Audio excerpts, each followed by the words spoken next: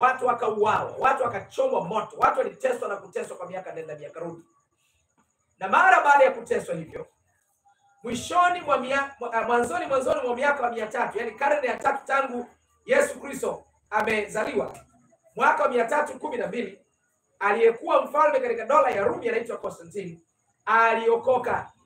Na alipokuwa ameokoka, akaamua kuifanya rasmi dini ya Ukristo kuwa ni dini ya serikali yake. Yani ukitaka kuingia kwenye serikali, kwa mfano kama leo, ukitaka kuingia kwenye serikali ya Mama Samia, labda uwe Muislamu kwa mfano. Yani imani ya Mama Samia ifanye kuwa ni imani ya taifa.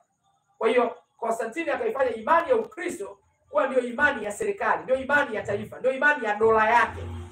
Kwa hiyo kilichotokea, watu waliifanya kuwa ni Wakristo wakati wengine walikuwa ni wapagani tu kabisa. Na Wakristo wengi sasa na wapagani wengi waliingizwa kanisani, waliingia kanisani na masanamu yao na makorokoro yao, na hatimaye yakaonekana masanamu mengi ambayo yanaonekana sasa katika kanisa hilo. Sasa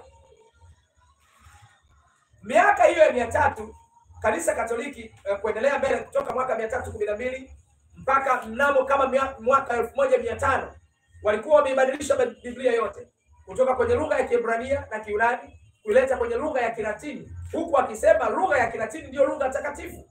Na katika kipindi hiko wana historia wanajua kwamba mtu alikuwa, ili asamehewe dhambi, kulikuwa na kitu kinachoitwa cheti cha msamaha. Unatoa sadaka kiwango fulani, hatimaye unapewa cheti cha kukufuzisha, cha kukufanya wewe umefuzu, umesamehewa dhambi, unapewa na cheti. Sio hilo tu. Katika kipindi hiko kulikuwa na ngazi fulani kule Rumi, ngazi takriban 28 ambazo waliambiwa vile vile kwamba ili uweze kupata msamaha wa dhambi unapaswa ushiriki pamoja na mateso ya Yesu Kristo. Unashirikije mateso hayo? Unapanda katika ngazi hizo ambazo zilikuwa na vyupa vidogo vidogo, unapanda kwa magoti ili ushiriki mateso pamoja na Yesu. Martin Luther wakati huo alikuwa ni padri wa kanisa Katoliki, alifanya hayo.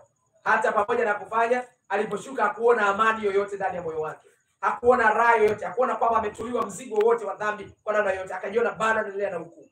Siku moja nakumbuka wakati huo kanisa Katoliki lilikuwa limefanya watu wasio wasomaji wa Biblia. Watu waliaminishwa kwamba Biblia ni kitabu kigumu, huwezi kukielewa. Kwa unatakiwa usomewe alafu ueleweshwe kutokana na viongozi wako kwamba ni mapadri.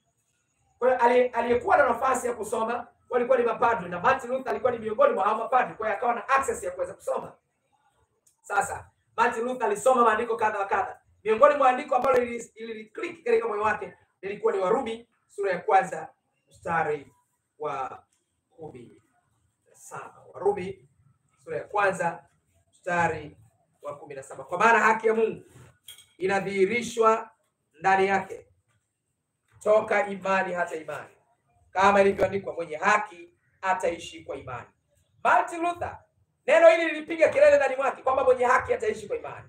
Siku hiyo tena alipopanda katika ngazi zile, alipofika katikati ya zile ngazi, akasikia sauti inamwambia, mwenye haki wangu ataishi kwa imani, mwenye haki wangu ataishi kwa imani.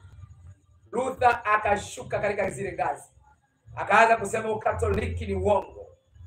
Na ikumbuko ulitakiwa ukipanda zile ngazi unatakiwa usimalize ngazi zote, na ukiziishia katikati ni kama waliaminishwa, ni kama unaweza kupata laana tu fulani ukaanguka ukafa huko. Martin Luther akashuka akasema ni uongo, akaondoka akaandika makosa 95 kukosoa kanisa Katoliki, akaenda kubandika kwenye jengo moja kule Ujerumani. Hapo ndipo moto ukaanza kuwaka juu yake, akaanza kutafutwa ili aweze kuuawa. Martin Luther akajificha kwenye pango, akaanza kutafsiri Biblia yote, Biblia ya Agano Jipya yote kutoka katika lugha ya Kilatini na kaileta katika lugha ya Kijerumani, kwa sababu yeye alikuwa anajua Kilatini na Kijerumani. Yeye hasa ni mkazi wa taifa wake ni Mjerumani. Akaandika Biblia yote kutoka kwenye lugha ya Kilatini na kaileta katika lugha ya Kijerumani. Kule kwenye pango akawa anaandika vitabu vinavyohusu Injili, na akakuandika huko vitabu vikao vinatoka na kuweza kuwafikia watu. Na katika kuwafikia watu waliipokea imani ya wokovu ya Martin Luther wakati Luther mwenyewe haonekani. watu wakamezwa na imani ya Martin Luther.